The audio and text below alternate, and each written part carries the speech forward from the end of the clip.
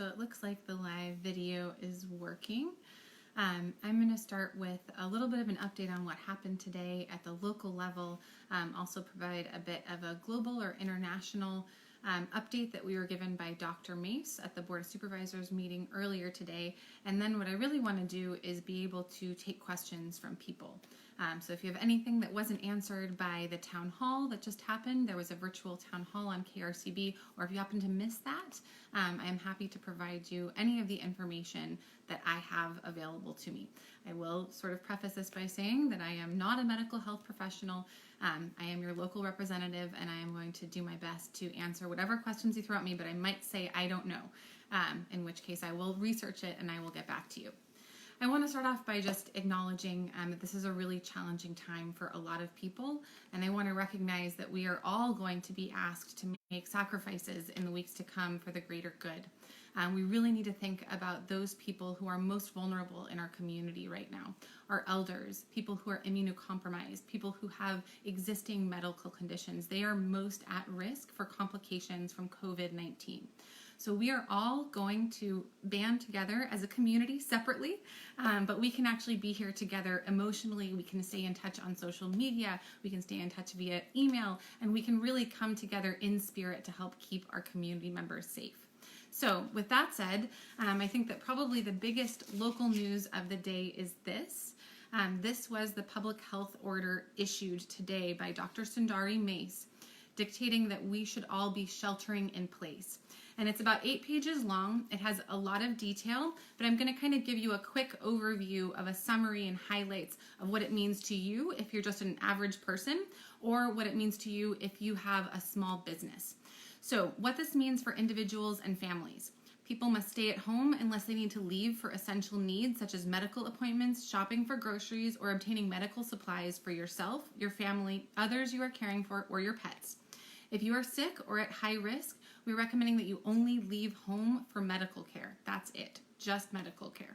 If you do go to essential businesses, do your best to follow social distancing techniques and keep 6 feet between yourself and others. Outdoor activities are allowed, and it's actually, I think, really encouraged. You know, this could go on for a number of weeks. It's starting out through early April, but it's really important to get exercise and to spend a little bit of time in the fresh air. All travel except for essential business travel is prohibited.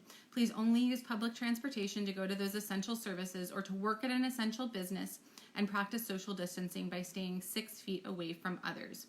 Regional parks will remain open, but the County of Sonoma will be closing its recreational camping facilities effective Wednesday, March 18th at noon. For businesses, so all non-essential service businesses with a facility in Sonoma County must cease operations effective at midnight tonight. Essential businesses can remain open. The question is, of course, what is an essential business? So these do include healthcare facilities, grocery stores, farmers markets, which are also really important to support your local farmers, restaurants providing takeout services only. Restaurants can no longer have dine-in patrons, gas stations, auto repair, media sources. We want to make sure that all of our radio stations and our newspapers are still running because that's a critical function for government. Laundry facilities, hardware stores, banks and financial institutions, plumbers, electricians, and others who provide essential home services, mailing services, home-based and residential facilities for elderly, as well as childcare facilities. If you look in the full order, it does actually have limitations on childcare facilities in terms of size. Again, this is to protect the public interest and to make sure that we are not having facilities that are too large and that could serve as additional vectors for the coronavirus. In addition, agriculture, food, and beverage businesses may continue to produce and operate. This includes winery, brewery, dairy, ranching, fishing, and farming production. Businesses providing essential infrastructure may also remain in operation, including housing construction, airport operations, water, sewer, gas, electric, etc. Businesses who operate at home, good news, if you're a home-based business, of course you can keep operating, and that's actually the best case scenario. I do want to note that gymnasiums, so your public, your gyms that you can join, that is not considered a healthcare facility, and they are actually required to close.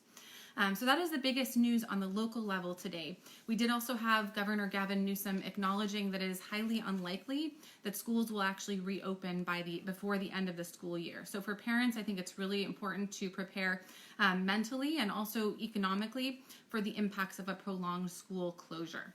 I want to give a quick update on the global information that we were provided by Dr. Mace earlier this morning.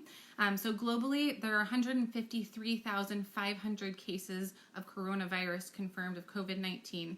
That actually represents 28,000 new cases. So it's important to note that we are seeing globally a fairly dramatic uptick in those cases.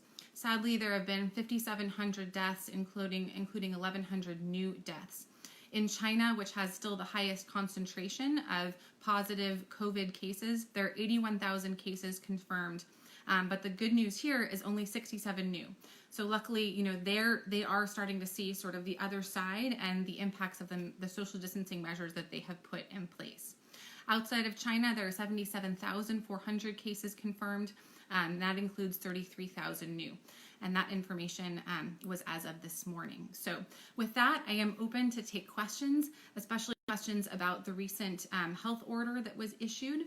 Also happy to answer anything else about what local government is doing to try to start focusing a little bit on the recovery from this and what we can do to help advocate to get more state and federal resources for our local residents. So I know my husband's been over there in the corner kind of tracking if we have any questions. So I'm going to see if there have been any questions that have come in yet. They go a little bit quickly on my screen. So is there any questions? It seems the FAQ restricts cannabis retail to medical patients only. This is a mistake. San Francisco realized their error, and this afternoon they changed their tune with the proclamation that cannabis is an essential medicine for many San Francisco residents. Can you help Sonoma fix this great mistake and make cannabis retail essential? Great. So there was a question about cannabis retail and whether or not that is an essential business. That is absolutely something that I will look into. It looks like the language in the FAQ, and I can check into the actual order itself, was talking about medical cannabis. So there may be some questions about whether recreational cannabis is considered an essential business. So I can promise that I will look into that, and I will absolutely follow up with the cannabis community on that and with whoever sent that message. So other questions? You have mentioned plumbers and roofers as being essential, but what about framers, gutter installers, and other construction jobs, given that we're trying to get people back into their homes after fires? Are we really going to stop our progress? That's a great question. So the question was around construction. And my understanding is actually that all construction work is considered an essential function because it is building housing, which is so critically needed right now after both sets of fires that we've experienced here in Sonoma County. We also, as everyone knows, struggle with a very high burden of homelessness in Sonoma County. And so construction is considered an essential activity. And I believe that all construction activities are covered under that broad umbrella of construction being an essential business. So I think I saw another question come in about homelessness and are unsheltered, I believe. Yes, Stephanie asked, how can unsheltered people gain access to shelter in motels and hotels? There is actually really positive news on that front from the state of California. Governor Gavin Newsom is aggressively pursuing purchasing hotels or leasing them, master leasing them, to be able to try to get our most vulnerable unsheltered residents inside. I was actually on the phone also with our Director of Health Services, Barbie Robinson, just a few minutes before I jumped on this Facebook Live to talk a little bit about, we did actually receive 10 trailers from the state of California. This was before the coronavirus really started to explode and be something we were confronting here locally. And so we are going to continue aggressively moving to try to find a location for those trailers so that we can get people moved in there.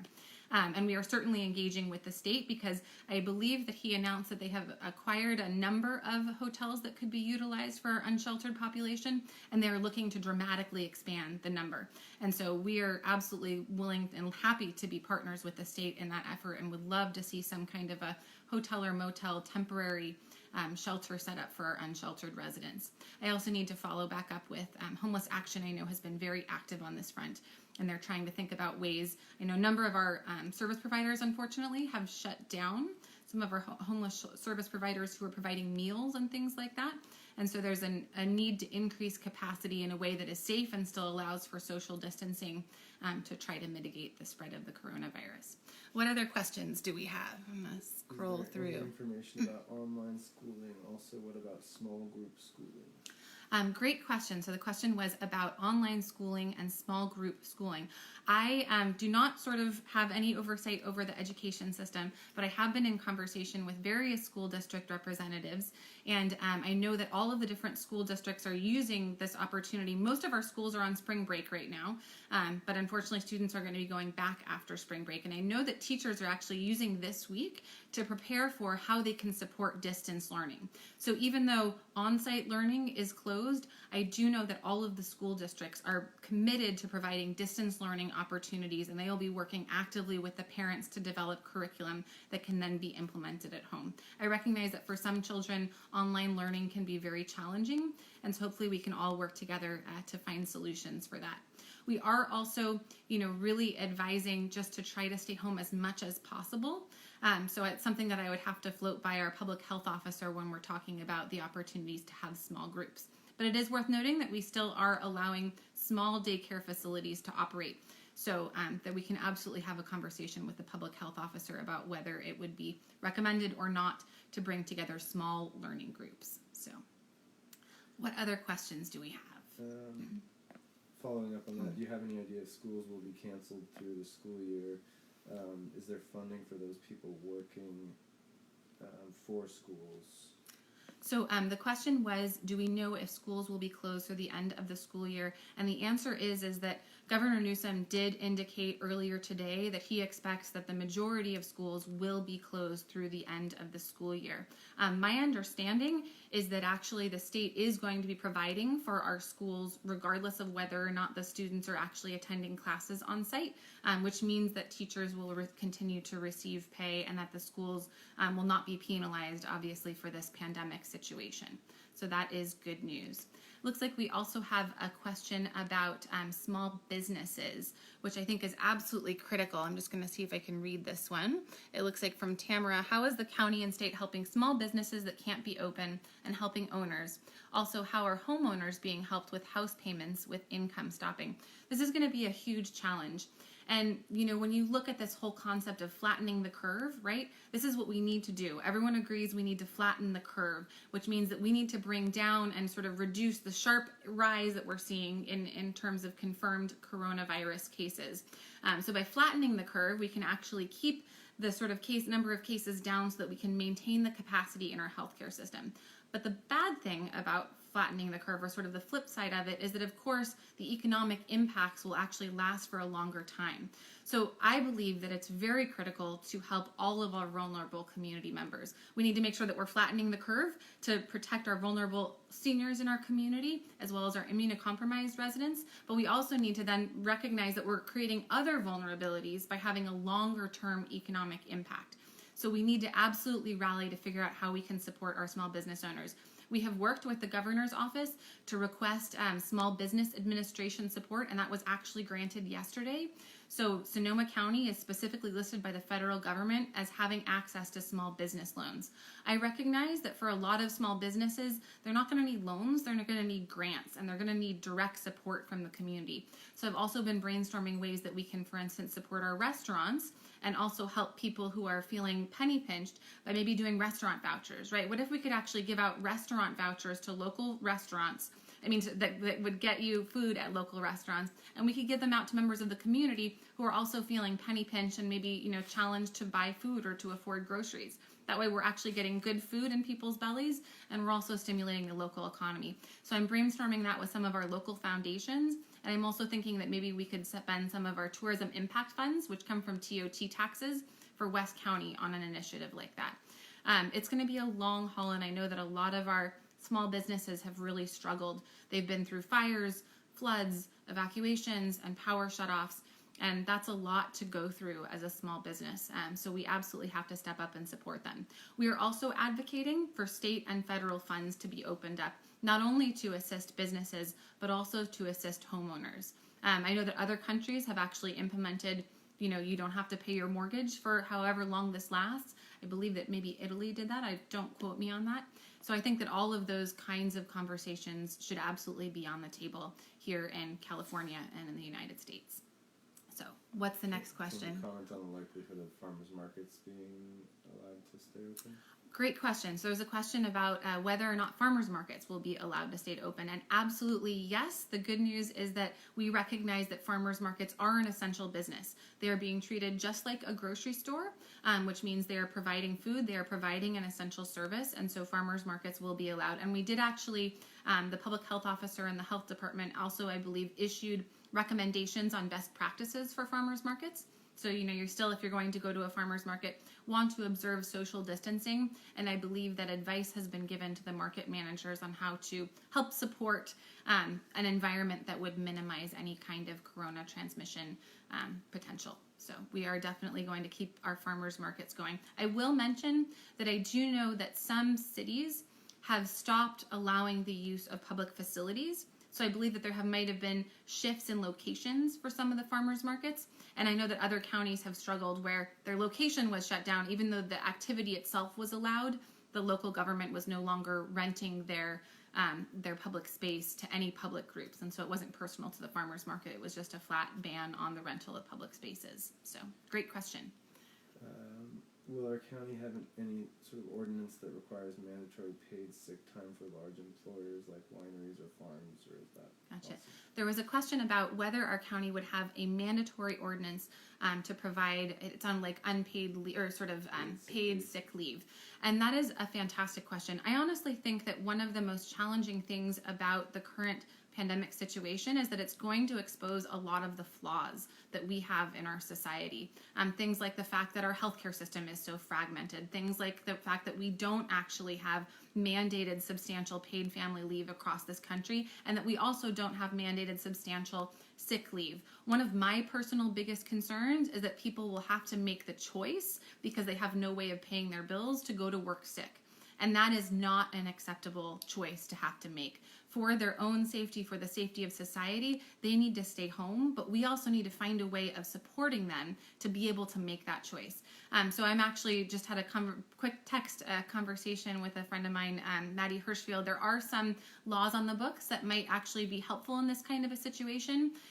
That would at least, prevent retaliatory action from people choosing to not work, even if they're part of an essential business. This is something that I'm absolutely going to look into and will certainly advocate for funding from the state to backfill this. My understanding was that there is a bill, federal bill, relief bill, that is currently stalled, and they're doing a little bit of tweaking, but that would actually provide for paid family leave for families whose children are out of school due to COVID-19.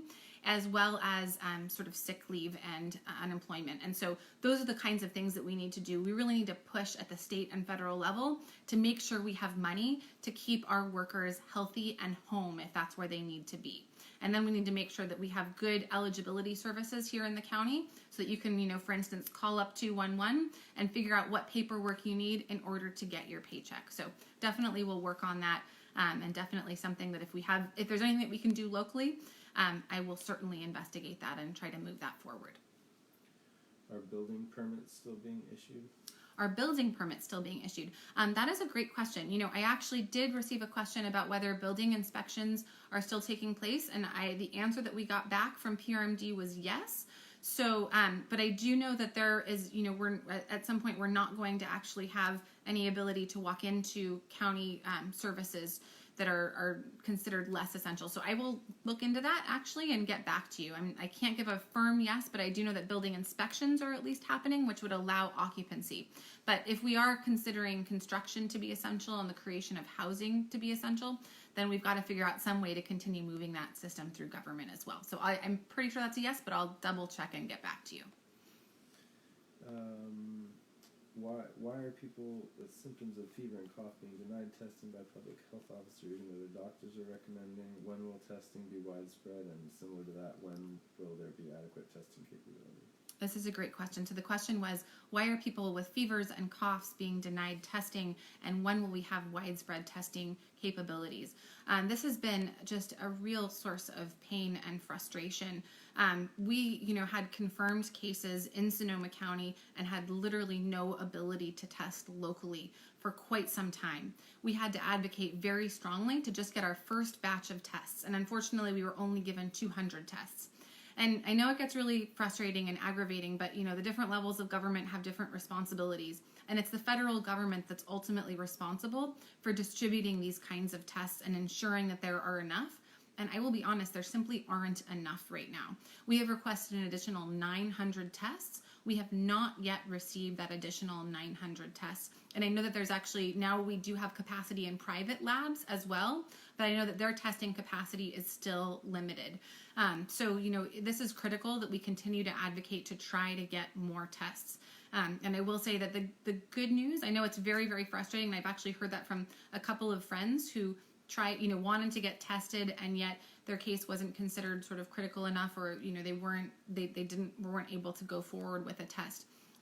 But the good news is we have been conducting some proactive surveillance testing, and that was actually what enabled us to catch the first couple of cases of community transmission. So it's very, very frustrating that we aren't being able to test everybody, but we are still trying to have some small proactive, efforts at 5 locations around Sonoma County to try to catch this thing and try to identify, where there might be likely community transmission. So we've got to keep fighting for those tests. We've got to keep the pressure up, and the federal government really needs to step up and make sure that all of the states across the country have the testing capacity they need. I know this has been a top priority of Governor Newsom, and he's also working with the private sector to stand up additional capacity in California. So hopefully we can avail ourselves of some of that, even if it's not here locally in Sonoma County.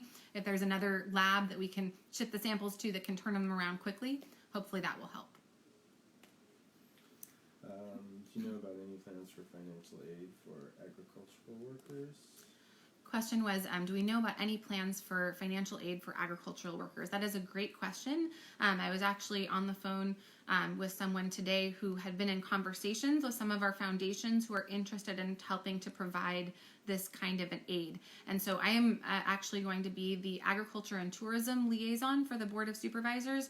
Today we sort of decided to divide up into sectors to just basically try to figure out what the needs are in the communities, and then figure out how we can make those requests of the state or federal government for resources, and just to start talking a little bit about the long-term recovery from this pandemic. And so as the agricultural and tourism liaison, I will absolutely think about what we can do for our farm workers and see if there are foundations, or again, if there are opportunities to distribute things like gift cards to local grocery stores, gift cards to local restaurants, things that can just help folks. And again, I do think it's critical that we have that opportunity, figure out how we can make sure that workers are protected and can take paid sick leave if they need to. Have you heard anything about rent and utilities being waived until this is over? Question about rent and utilities being waived until this is over. This is a great question. I have not heard anything formal about rent and utilities being waived, but I do know that one of Governor Newsom's recent executive orders does actually have some language in it that would allow local governments to put a moratorium on evictions, and it also actually has language in terms of not allowing PG&E to shut off your electricity or utilities if you can't afford to pay the bill. So we do actually have some measures in place. It's not just kind of a waiver of rent or a waiver of not having to pay your electric or your utility bill, but it does at least afford the protection to keep the lights on and to keep people in their houses, which is really critical. So I would imagine that's a conversation that the Board of Supervisors and our local city councils will be having in terms of how can we make sure that folks are protected during this challenging economic time.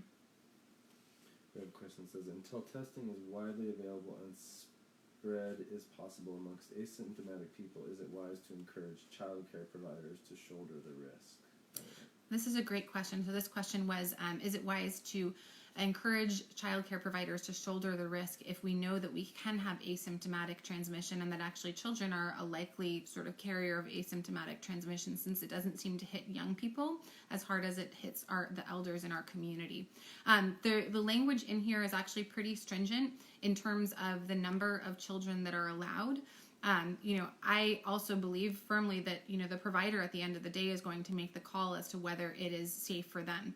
On a personal note, we have a dear family friend who provides childcare for our children, but we are not going to send our children to her because she is in a higher risk category. And I firmly believe that if we have the capacity to afford it in our own lives, should continue to pay our child care providers if we can do that, right? Because at the end of the day, we're all in this together. And so if our preschool is closed because they feel that that's the safest decision for them and that's the safest decision for the children and for society, and I can afford to pay my preschool, I'm absolutely going to keep paying my preschool.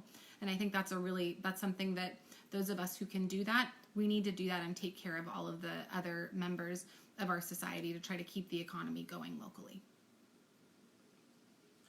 Other questions? All right, I think we're wrapping it up. Any last questions before I sign off? Well, happy to answer anything. Let's see. There were a few my husband's squinting over there at the laptop and trying to read the lots of little tiny fonts. How many tests are available now for people in Sonoma County? How many have been used? How many more are left? And when will there be more available? That's a great question, and that's actually something that I have asked for, and I hope that we can get up soon. What I really want to see from the county is that whether you go to the Department of Health Services website or whether you go to socoemergency.org, that we immediately have a dashboard that says exactly how many tests have been taken and exactly what the results have been, right? So this many are negative and this many are positive. And actually, I do think that I had the number of tests as of today. Let me see if I can look that one up. Tests in Sonoma County. Let's see.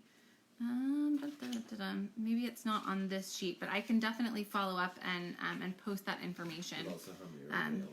Yeah, and then how many are available. I don't think that we have the number of available tests from the private providers. So that's the other thing, is that I know that our goal is to ultimately warehouse all of the information on one page.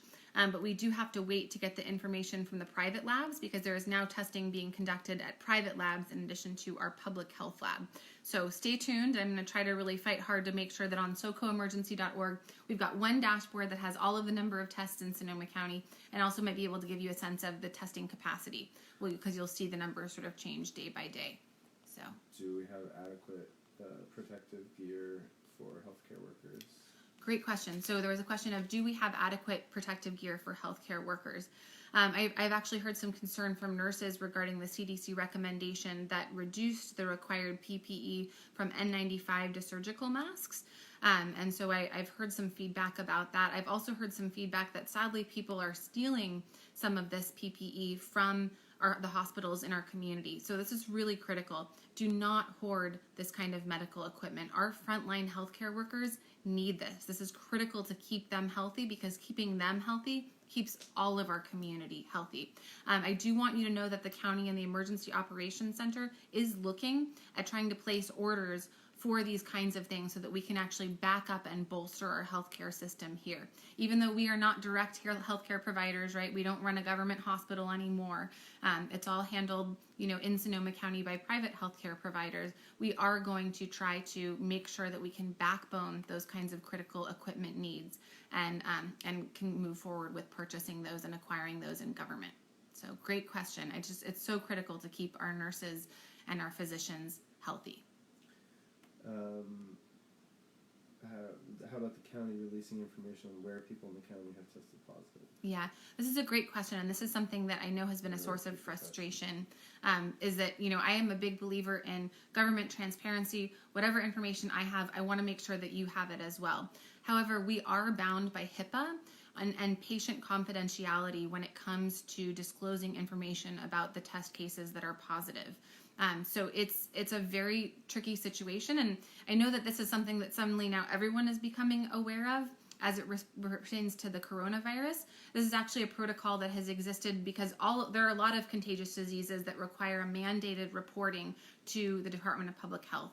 And there's concern, obviously, if you release too much of this information, that the individual could actually be identified. And that relationship between a patient and a doctor and the trust that you know that your information isn't going to become public is absolutely critical. Because if that trust doesn't exist, people actually become afraid to seek health care, especially if they have a disease that they worry, might label them as some kind of a pariah or cause fear in the community, or, suddenly people won't want to go to a certain town or be near them. And so this is it's a tricky subject, and we are walking the line as best we can and releasing as much information as we can within the bounds of the law. So. I don't see anything new. All right, no more questions.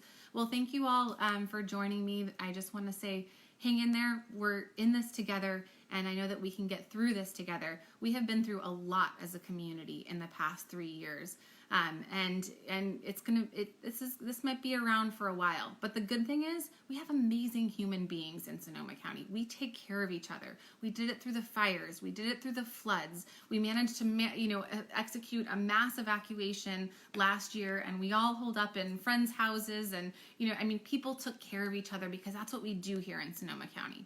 This one's a little different. We have to take care of each other remotely. But if you are young and healthy, there will be opportunities to volunteer. I am sure that in the weeks to come, we will be rallying and we will be dropping off groceries and hot meals to those who need them, making sure that those in our community who can't go outside because it's not safe for them to do so, have the supplies that they need to stay safe at home. So stay tuned and hang on. We're in this together, and I will be here to answer any of your questions, as many nice as I possibly can. Take care and have a good night. And by the way, one of the reasons that you've got in front of the fireplace here is because you don't want to see the rest of my house, because 3 kids in a house all day, no school. It's going to be a little bit crazy, but we're going to get through this. Take care.